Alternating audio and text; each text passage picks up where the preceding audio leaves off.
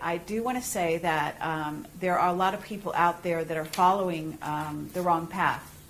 And if there's a way that you can also talk about the distinctions so that they can be aware, like if you get this, you might want to question more the path you're on. In other words, certain things will come to the fore during meditation. Mm-hmm. Certain things will come to the fore even in their everyday life, where they're getting a lot of interference on certain levels and so on and so forth that can indicate that they are being tapped into by service to self ETs. Mm-hmm. And if you have that and you want to sort of share that, we don't have to do it now because that would be maybe off the topic a little bit here, but later on. I think we'll probably come in that if we can move a bit with the sequence. The reason why the Guardians gave this sequence was because it's an easy way to touch a whole bunch of the bases, give a rounded picture that go right into answering the questions that you wanted answered. Okay. So if you want to go off the sequence, it's okay, but I think... let's go with this. And also, just one other thing that you're saying, we got this information, and you're talking about yourself. Are you talking about other members of your group also getting this information? Some of us do. Okay. Yeah, we all have a kind of special relationship, our own special relationship. I have the translator's contract, which means I'm the secretary, right? I take down the writing. But even like the other speakers have a rapport also with the Guardians, and a number of people in the groups have developed a rapport with them as well. In fact, we work with them to help them to do that. That's what the Guardians would like, is to start communicating where they can start teaching people directly, because we're like a little bottleneck on the information. It's only given through the workshops and that kind of thing. Yeah. So I talk about it as we. Not that I'm a plural, but that there's a bunch of people that are interacting with the Guardians directly. I'll just go really quick on these then, because there's another point I want to get to. That we can pop through these, but I want to bring something up that's very important. As far as telling the difference between some of the teachings, too, this in general is just showing basic Stargate structure, like how they work.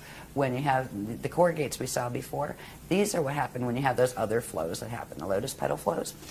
When you have a Stargate area, you have two vortices of energy, one electrical, one magnetic, and when they activate in the center, they come together, and one goes down, one goes up, and they form what's called a Biveka Merkaba field. All right, and that Merkaba field is, what does it mean? Moving light body, Merkaba, right? The Merkaba field is the field that actually, if it's around you, if it's a natural one that occurs around you, it's also occurring within you, and that is what allows your atoms to bond with their antiparticle and transmute and transfigure so they can go through gates. So this is basic Stargate structure as far as the Amente gates were structured on this structure and those kind of things. There's more to that. There's the Merkaba part.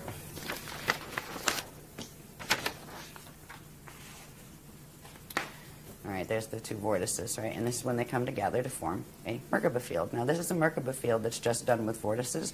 These get more specific where they have fins, where they're actually like three-sided pyramids that move through each other. But I just wanted you to see the basic structure of when stargates activate. These Merkaba fields, which are vortice fields, activate within them and also within your body and around your atoms and in your atoms. This thing here is something that I would like to point out. This is called a Kathara grid. Light, sound, one, Kathara.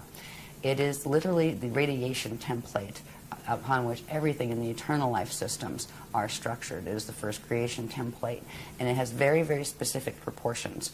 Some people say, oh, it's a tree of life, but actually, if you look at it, it isn't. It's actually the tree of eternal life. When you see something that is different than this, say it has maybe 10 of these centers instead of 12, right? This has 12. Or maybe it's longer and skinnier, or it doesn't have the lines in the same way. Mm-hmm. What that is a twisted radiation creation template. And it's passed off as a tree of life. In certain teachings, it's actually the tree of artificial life. It goes with what's called the Death Star, Atlantean Merkaba mechanics, the Metatronic mechanics. This is the natural structure of what is called a Kathara grid. And in a minute, you see how important this is, because literally the structure of the cosmos, of stargates, but all of those structures we saw a little bit of with the circles, the spheres, right? Wherever you see a sphere, it implies we call these the bones. You have the bones and the balls. The bones are the radiation template that is built on Kathara grid. And Kathara grid will always have these proportions. They're very specific proportions in relation to each other. And that is a living template. with that template, and the structures built upon it will be living. Our body structure, we have one that runs through our body that right now is very mutated because of the planet, and we'll see that, a little bit of that later. But we are moving to reactivate the natural imprint. So the catharic grid I wanted you to see because it will help you understand the maps. You're going to understand stargates and wonder where, okay, if I ascend, where am I going? Right? Seriously, like if you're going to leave, where are you going? Do you even have a clue as to what the choices are? They've shown us where these maps go. This is the beginning of understanding maps. I'll just show you this really quick, because this is showing, there's a sheet that talks about, I'm not going to talk about all the proportions right now because it's heavy detail, but this sheet explains about how this actually controls how particles interact with each other and all sorts of things, from angular rotation of particle spin of particles in universes and that kind of thing. So this is just showing this specific proportions that is very important. So when you see something using as a sacred geometry, this structure that is not built on those proportions, it is actually representative of one of the other teachings that is teaching distorted template mechanics that have to do with wormholes and black holes.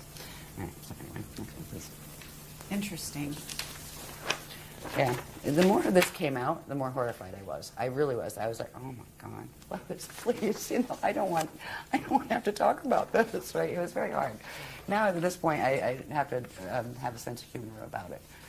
Where it's, okay, so I am the pariah of the New Age movement, whatever. Somebody has got to let people know about this. That's why I still do, because it makes more sense than the other stuff that's being taught. And there's so much love in these teachings and in caring about people enough. Like, okay, so you might be mad at me because you liked that paradigm over there, and I just kind of don't mean to be a whistleblower, but if you're hurting yourself with that Merkaba, maybe you should not do that, Anyway, go back on this. Sorry. This is showing simply, remember that little catharic structure, right? Well, here's one. Here's another. These cluster, all right? These are radiation templates that cluster to form very complex structures. This particular structure we call the stairway to heaven, all right?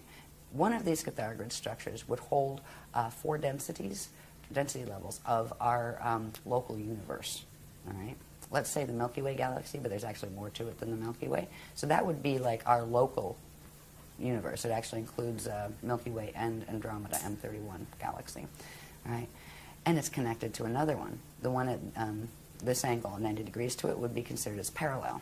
It also has a light field that goes with it. So these are intricate structures that are formed from these templates. And where you see these structures, these are the bones again. You will have spheres of energy and spheres within spheres built upon them.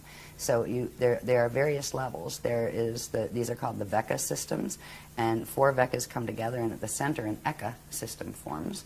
And the Eka systems form a cluster, and they form what's called an Akasha system. Then there's an Akasha A system and Akasha Aya system, and they all form this big cluster that's called the Yukatarista body.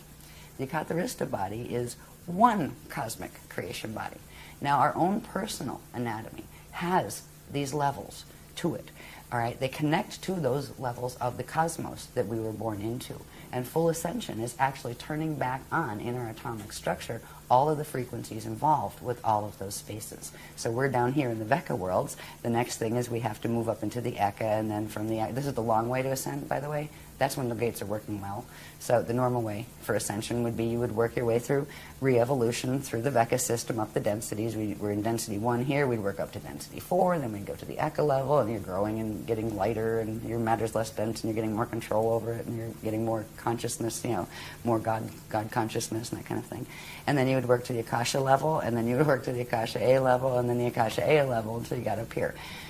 At any one of those points, you could experience the Christ star turnaround, and it would take you to the next level, right? Then there's the quick way to ascend, when it's an evac. It's an evac situation, and that's what we have, where these are called harmonic gate systems. It implies that it's built on a system of dimensional harmonics, which means you have to take them in sequence harmonically, one by one. It's the slow train, right? There's something called the transharmonic continuum that actually runs between them. It requires a very specialized type of Merkaba vehicle and accelerations in the light body and spirit body anatomy to be able to do it. But those core gates, which are also the Navajo gates, they're also called the spanner gates, they are able to do that. They are transharmonic, where they can actually jump the scale. So you could jump from here to here, or from here to there. So you can move, you have more liberty of where you can go in ascension when you ascend. You're able to actually, you become a time jumper, basically. Instead of just a straight, ascension the hard way, you can go boing, boing, boing, boing, that kind of thing. So that is the system we're working on, because at this point, all of the natural structures of the outer gates have been damaged. The Amenti gates are damaged. We are stuck down here. And the same thing is happening through the Milky Way. It's not just here. It's not just in our solar system. Our solar system is a mess, but the Milky Way is a mess too. That black hole at the center, that's not an accident. That was done on purpose. That was done 360 billion years ago. Milky Way actually used to be a part of the Andromeda Galaxy. And it was literally forced into what is called fall. And now there's many light years between them, at least a couple. I forget how many light years were between them, 2 million light years, something like that. But they were once one. That is actually our home galaxy, the Andromeda M31. But right now we're in the Milky Way, which is a fallen random part of it. And there's still, it wasn't a full fall system until recently, when certain changes occurred that mean the quantum of energy going into the negative fall path is larger than the one pulling back the other way. And at that point, it's a galactic evac where they're pulling out the ones who can still go. The consciousness that can still follow the ascension path is being evacuated out, because the gates will close. Once they close and the system falls, that system won't immediately blow up or anything. It will have a finite lifespan. It no longer has the direct currents coming in, the inflow of currents coming in from the larger structure of space-time and source. So it becomes a finite system that feeds on itself until it eats up its own quantum, and then it implodes and goes back as space dust. So we are at a crossroads, a huge crossroads right now. We are on a planet that is going in the fall direction, but this planet's actually going to take that path I mentioned, the step-back path, but that requires losing its body, and it's going to do that. Not while we're on it, but that is what we're headed for. But right now we have 200 years before these gates close in the Milky Way galaxy, and that includes here. So this is why they're giving the advanced ascension teachings now, and this is why crazy people like me come out and talk about them with the vocabulary, because we could use a dictionary on this. No, stuff. I mean, I expect people, it's good if they go, what did she talk about there? I don't get it, or go investigate. You see, right. We're not here to answer all their questions, actually. Okay, well, I don't mind. Investigation is getting involved. And if they get involved, they learn, and then it becomes part of them.